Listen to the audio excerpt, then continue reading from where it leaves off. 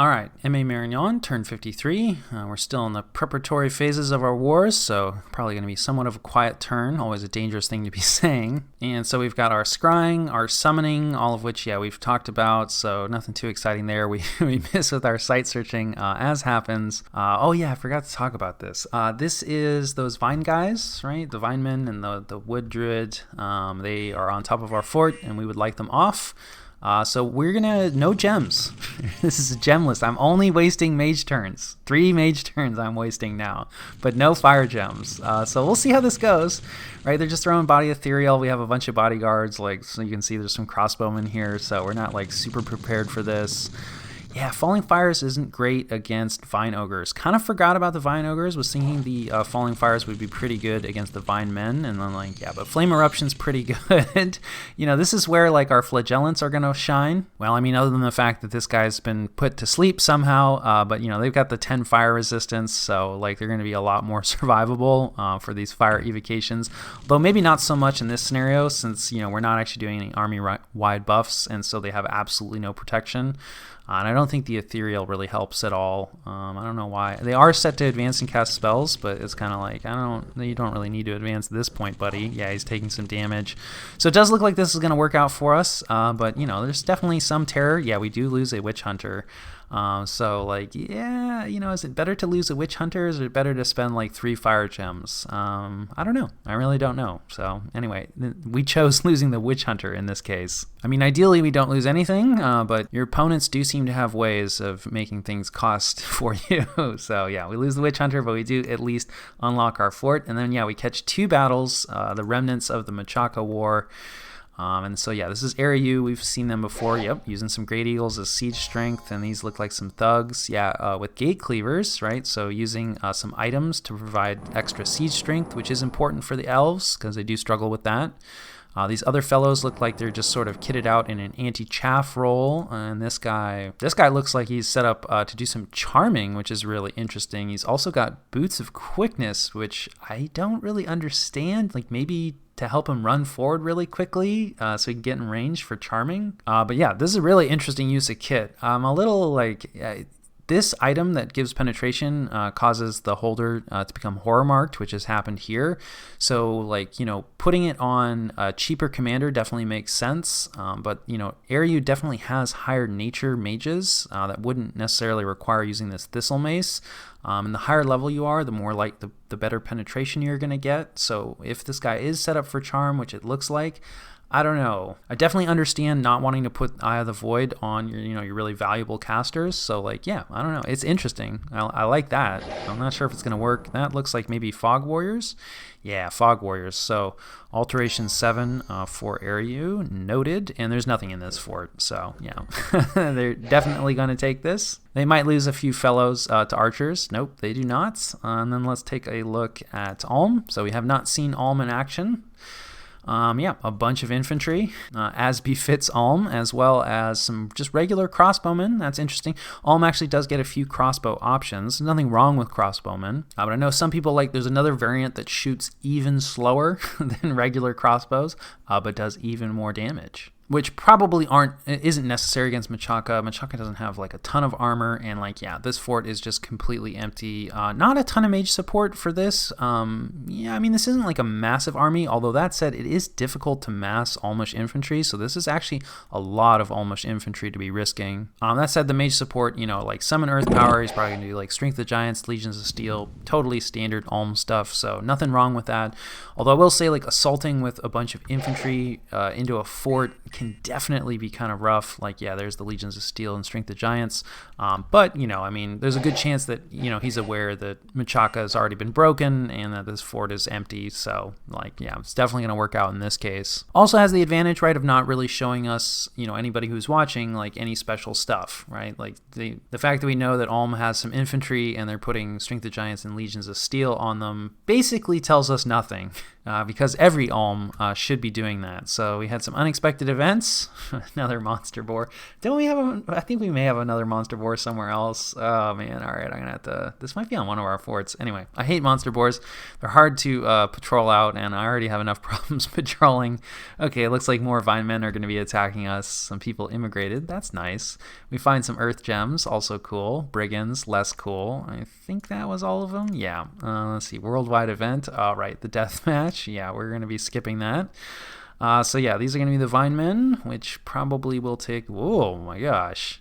Looks like this is the monster boar. Yeah, 2 monster boars. So this is kind of unusual for an attack. I wonder if these monster boars are like going to go to ground in this province. And like, yeah, we have Barbarian PD here, but only 6, so like it's just not going to be enough. Barbarian PD actually potentially like could win, although yeah, the panic casting, right? There's 2 dryads back here, which is actually pretty significant, right? These ladies are nature 2. Somehow have regeneration. Oh, okay, they cast it on themselves. I was gonna say like independents usually they don't get a bless, even though they can bless themselves. So anyway, we're gonna have to deal with that. Hopefully those monster boars like don't disappear and they just defend the province. Would much rather fight them than have to try to like patrol them out and then fight them. Speaking of, we patrol out some independents somewhere. It's a monster boar. Hey, good work. Okay, so there was a monster boar and we were patrolling, and yeah, so we should get rid of this without too much trouble. So yeah, we lose 1 halberd, totally acceptable to get rid of a monster boar. And then speaking of sneaking enemies, we catch probably a scout, maybe like a stealthy raiding group. Yeah, just a scout on top of, yeah, this is where we're patrolling. This is where our god is. So this is good that our wolves are now hitting a point where we're getting rid of scouts. We definitely want to see more of that. We lose a scout in flagrant territory. This is kind of unfortunate. I'm not sure where this is. I think this might be a fort that we're trying to jump on top of. Yeah, quite a bit of patrolling actually. Yeah, wow, patrolling with 2 tyrants here, I think, who are also, they're getting point buffed. And both of them are twice-borned. So like, yeah, Flegra is doing like cool stuff with their super combatants. I think we're going to have our work cut out for us in this war. Right, because like, yeah, now these guys are ethereal. They're probably going to get moss body on them and stuff. I will say that, I mean, I don't know. I'm not sure if I don't think they're fighting anybody else, and I think they have Jabalba's last fort locked down, so it's like, why are you patrolling with all these mages? Like, that's a solid patrol group, absolutely. But that is a decent amount of research to be losing. So yeah, we'll have to take a look and see where that is. And then let's see, we finish upgrading Archocephaly's capital to be a citadel. That is nice. And sadly, we do not get the crack on Bandar almost. Critically damaged, so we'll definitely get it next turn, and we'll probably go in immediately. Who knows what's waiting inside for us? Probably just Seekers of Truth, but all bets are off with this Bandar. And yeah, I'll catch you guys after the cut. All right, this is the situation and what we're doing about it. This is the last turn before we're going to launch our attack. So we're getting, our Knight group in position. We're also going to get just some, witch hunters that are going to blast out a few fire elementals. So hopefully, the rating will go decent, but definitely expecting, especially on top of these forts, there's a good chance we're going to lose these raiders, but that's okay. Witch hunters, while they are expensive, it's not the end of the world. Possibly should just be using like infantry groups or like the crossbowmen raiding groups, but I'm hoping that like 1 or 2 mages, like just a couple mages on the borders, won't be as obvious. So we'll see. So next turn, when we actually launch the attacks, that's when we'll issue like the move orders to our armies. And we've talked before, like we're gonna split. We're probably gonna send one of them here, and they can march through this. Should be able to march, yeah, because this is open, this mountain pass, because there's heat on both sides. And then the other army will march for the throne. I think I said that our other army, the target was this palisade. I mean, which is true in the short term, simply in the sense that like we need to eliminate this army. But really, the real objective for the other army is to go for Nazca. Whereas, like, assuming everything goes well on the throne, this other army will head for Jabalba's capital. Although I think there's a good chance that, this throne army is going to have to do enough fighting of, like, reinforcements coming in, that it's, if we take the throne, we'll be in pretty good position, and it'll probably need reinforcement after that point. So that kind of covers the war plans. We've talked at length about how, like, maybe this isn't a good idea. Other people might attack. That said, I mean, we can see, like, yeah, Yis has pushed in a little bit here. Our scrying did reveal like a big Yissian army, although it doesn't look too scary. Like the Yissian, man at arms, like these marrow troops are, kind of average at best. So while it's a lot of stuff, it's not like that scary. That said, it does have, Ysian druids. We don't know how much mage support there is, but those are the guys, I believe, that get the water access and can make the water elementals, and that's pretty dangerous underwater. So I mean, this is still like a large stack that demands respect. So hopefully, let's see, yeah, our, underwater scout is about to actually, get his feet wet, get in there, and it's going to be a little while before he actually gets us, like, information. We might actually just, like, bounce through, this land province here, because probably more of the action is going to be over on this side. But we can hopefully, start to get a better idea of what's going on. But I would say that, it has started, right? There was a stack of underwater stuff. Yiz can also recruit these coastal troops that are kind of similar to Marverni's troops. But they cannot go underwater, right? So they got left behind. But all the other, the massive stack that we saw here that can go underwater, it looks like it probably went underwater. It could have also moved here. But regardless, it's headed out probably as reinforcements, I'm guessing. So in that sense, it's a good, good timing for us to attack Phlegra. And then, we saw Asphodel's army, which moved pretty fast. I'm pretty sure it was in this cave before and actually kind of like outpaced our troubadour. So luckily we have another scout here, so they're just going to try to huff and puff their way. Hopefully, I don't think he can 2-province move like through this wasteland, but Centaur are fast, and like the undead are usually pretty fast, so I guess like mannequins are, decently fast. It's also through a forest. I'm sure like most, if not all of these things have like forest survival, so it's easier for them to move through forests. Anyway, this is headed away from us, right? So probably looking, to pick up Phaecia's capital, and maybe some other forts. I can't remember. There might be like one other fort that Phaecia has, and then after that, possibly against Vanheim. Obviously, he's been fighting Vanheim. There's also the possibility that, like, I'm still not sure. This is where we lost a scout to Phlegra.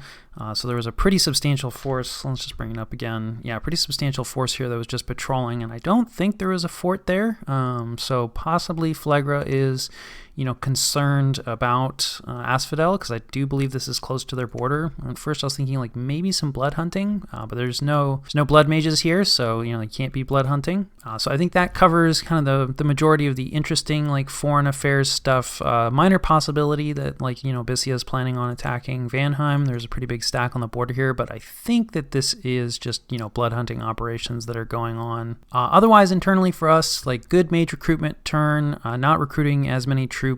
We are getting, let's see, I think 2 paladins, up here, along with some of our knights to round out the forces that are going to be going out.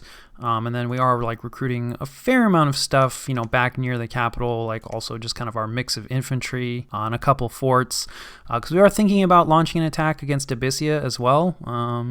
We've talked about that. We'll see. That's like still somewhat up in the air. And of course, this knight group that took out the Trogs for us is moving over, and it'll, reinforce the Bandar log area and then possibly engage in Yis, if we want to go for all the wars all at once. Our Pretender is transmuting fire in this turn, so we're going to get quite a bit of gold. Sadly, we lost some fire income, so we're going to get just a little bit less, because I'm trying to only transmute at least, what our, per turn income. We are spending, fire gems on other things, like some fire elementals, so like, we're a little down on that. In fact, we're kind of down on gems in general, which is not great timing, because we're about to hit Construction 8, so we'll be able to forge the artifacts, the unique items, but we probably won't have the gems for a lot of them. Luckily, like our gem income is pretty good in most categories, a little low on the air side of things, but so we'll recover fairly quickly. Some of this gem usage is actually going into forging a lot of really expensive gear, like here's a firebrand and a charcoal shield. Remember how I said that you shouldn't thug the harbingers? Well, we're totally gonna thug a harbinger.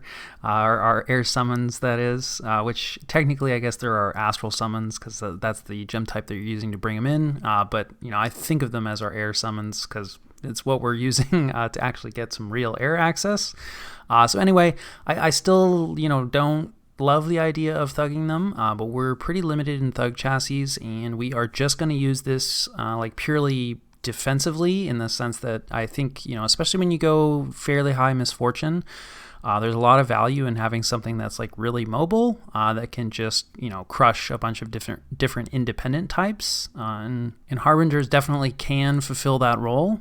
So we're definitely going to slap some gear, probably on this one, and send them in, right? Because this is quite a bit of gem income. I think each of these are like actually 2, or maybe this last one, yeah, they're all 2. So this is actually 6 gems a turn that we're losing here, which is pretty rough. So just in general, like we want like somebody that's going to be able to just hit whatever province, or ideally get there ahead of time, right? And since they can fly, they fill that role pretty well. So it's definitely a lot of gems, to be spending. And again, I'm not really planning on using it offensively, although, if things get desperate enough, definitely, they'll get pressed into service. But that would be, a lot of gems to be risking. So, and like we don't actually have a garrison in this fort yet. So maybe, we should just recruit a garrison and then like use whatever garrison is nearby. But like I said, I think like having one quick moving answer that you really just don't even have to think about, you just send it in and it's like, oh, some independent attacks. Like, let's just get rid of that, is really nice.